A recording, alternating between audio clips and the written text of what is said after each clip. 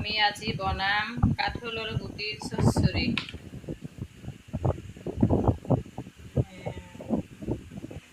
নিমখ, হলদি, মৰিচ গুঁড়ো,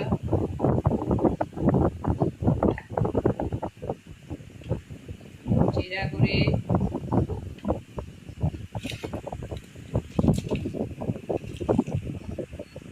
ডাঙৰ ডাঙৰ দুটা পিঁয়াজ কাটি লোৱা হৈছে আৰু কেঁচা জলকীয়া কাটি লোৱা হৈছে। ইয়াতে দি দিম। আপুনি হয়তো যে কোনোবাই কাঠলৰ গুটি চচ্চড়ি খোৱা নাই, খাই চাবচোন, বনাই খুৱাবচোন। আৰু ইয়াতে দিলোঁ মিঠাতেল।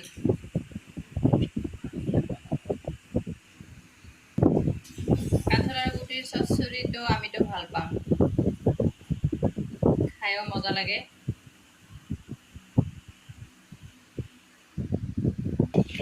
তেল, মৰিচ আৰু কাঠলৰ গুটি মছলাখিনি এনেকৈ ভাল কৰি মিহলি কৰিব লাগে।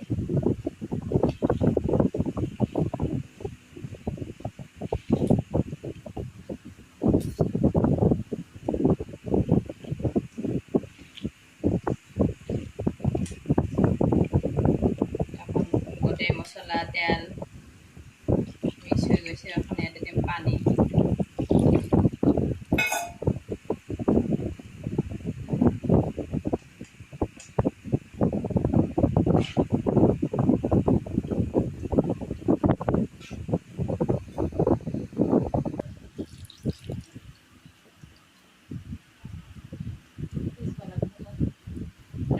এইখিনি পানী দিলোঁ, পানী এখন একেবাৰে দি দিলোঁ। আৰু যেনে দিব নালাগে, একেবাৰে যেনে কাঠলৰ গুটিবোৰ যেনে সিজি যায় বঢ়িয়া কৰি। এইটো হ'ল কাঠলৰ গুটিৰ চচ্চড়িটো একেবাৰে পুৰা কৰিব লাগে, তেতিয়া খাই মজা লাগে। যেতিয়া গৰম দেখিছে নহয়, আমাৰ ফেন আৰু এইবিলাক আব্বা আনিছে চব্জি, খিৰা, কোমোৰা, ভোল, বিলাহী আৰু হ'ল আম টেঙা। ইয়াতে গেছটা অন কৰিছোঁ, ওখনতে বহাই দিম কেৰাহীটো।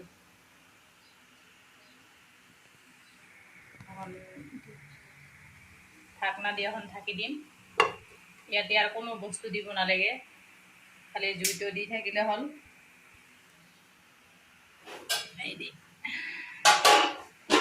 আৰু পিছত দেখাই আছোঁ।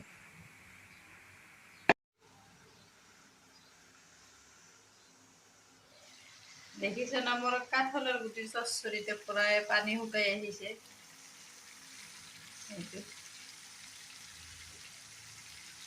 গোটেই পানী শুকাব লাগিব, একেবাৰে পুৰা কৰিব লাগিব, তেতিয়াহে ভাল লাগিব খাই।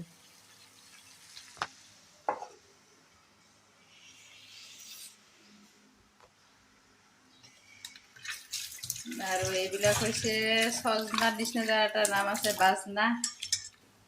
এইটো হৈছে বাজনা, একেবাৰে চেম চজনাৰ নিচিনা দেখা যায়, খায়ো ভাল লাগে। এইটো বনাম আজি।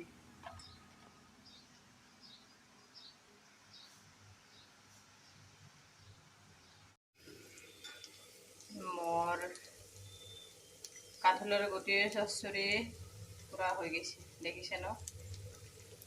একেবাৰে পুৰা কৰিব লাগিব। এই যে একেবাৰে গোটেই পুৰা হৈ গৈছে।